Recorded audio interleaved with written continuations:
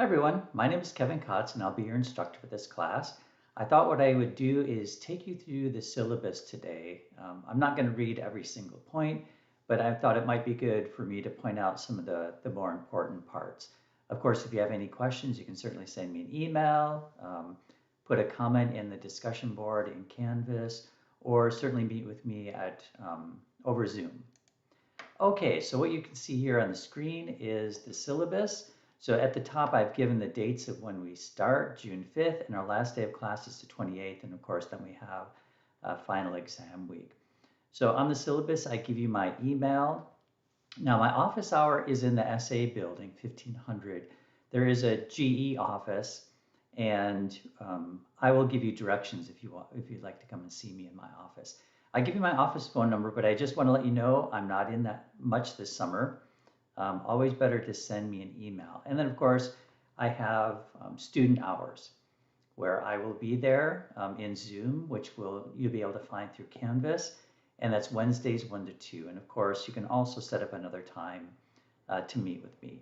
I give you the description of the class, the prereqs, and so on. I do want to say that the way I teach history, it's not your typical write an essay, take a midterm final exam, because I find those type of courses aren't really fair to students, especially if you fail the midterm, you fail the entire course. So I try to break things up and have smaller assignments. I do want to remind you that it is an upper level GE course, and so there's quite a bit of reading, looking at sources, and so on. And as I put here, sometimes I forget that everyone's not a history major, so ask me if you're having any issues.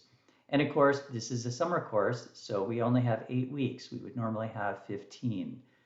So you really need to keep up with everything. We are an asynchronous course. And then I also give a statement about my commitment to inclusive and accessible teaching. So if you're having any issues, please let me know. I have a little COVID note here.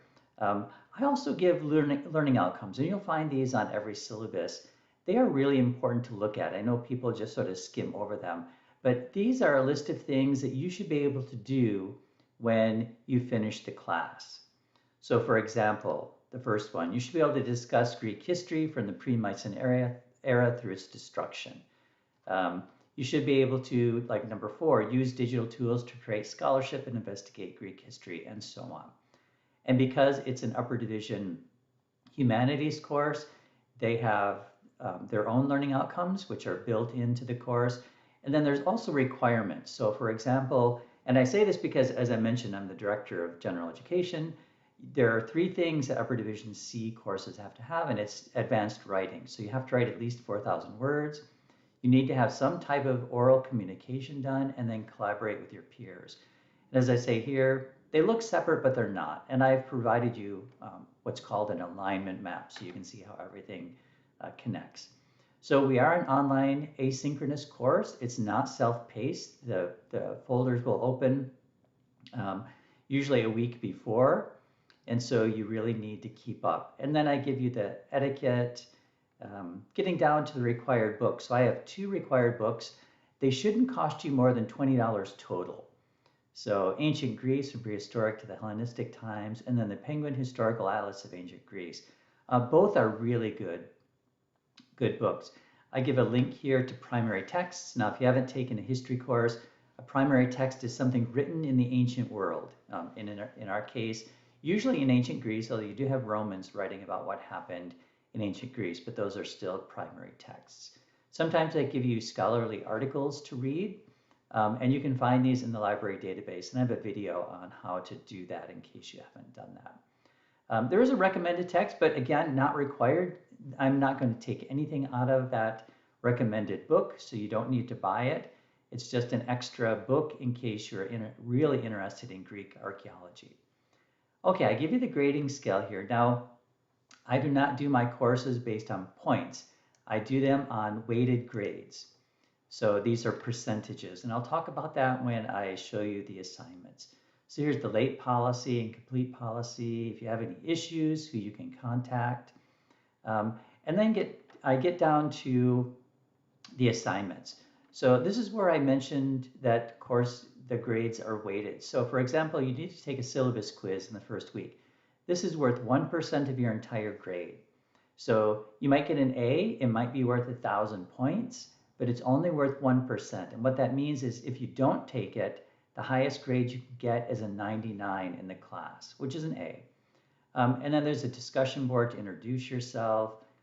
You'll be writing an essay, so there's a essay topic discussion board, first draft, the essay. I'll go through all this when we get closer.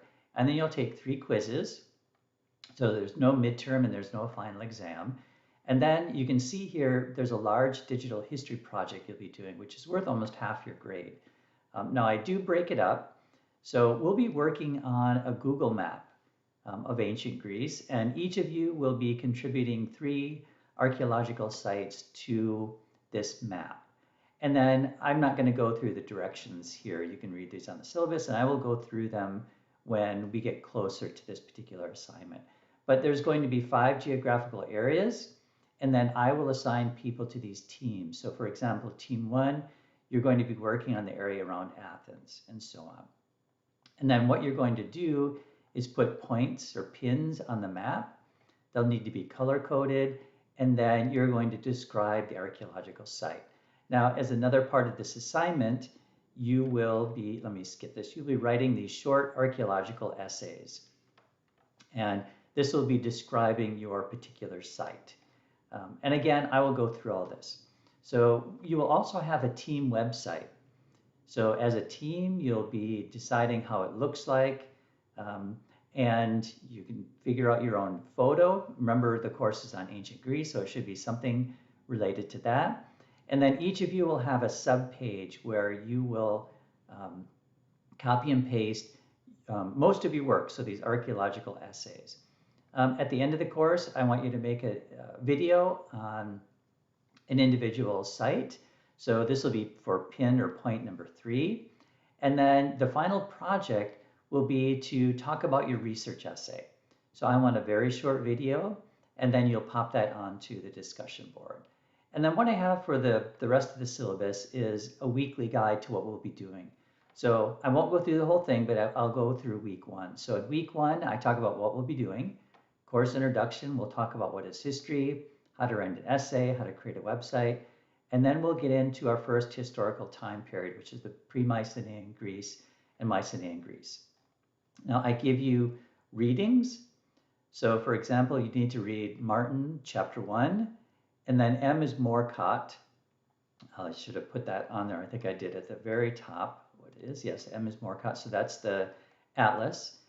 8 through 37. Now it sounds like a lot of pages, but it's mostly pictures. And then I want you to read an article that you'll find in the library database titled Women, Children, and Family in the Late Aegean Bronze Age, which is a really interesting article. I'd like you to read a little bit about what Thucydides had written on.